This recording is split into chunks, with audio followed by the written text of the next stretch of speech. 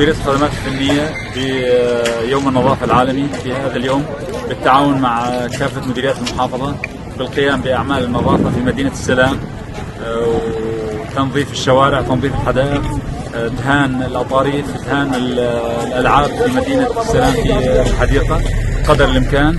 وكذلك جميع البلديات في محافظة قنيطرة قامت بحملات كل في مكانه لتنظيف قدر الإمكان.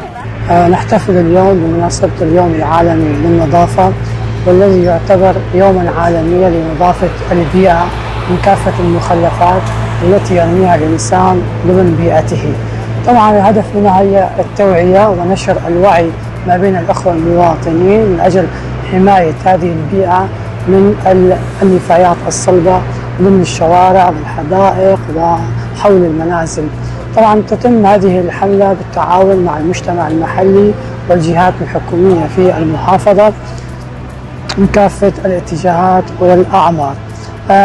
اليوم قمنا بتنظيف حديقة السلام والشارع العام في مدينة السلام، وتم شطف الشوارع وغسيل الأشجار وتنظيف وتجذيب الأشجار حول هذه الحديقة. أهلا بكم في مدينة السلام في يوم النظافة العالمي. نحن نشكر جميع اللي شاركونا بهذا اليوم، يوم النظافة العالمي. مشارك فيه تقريبا 163 مليون.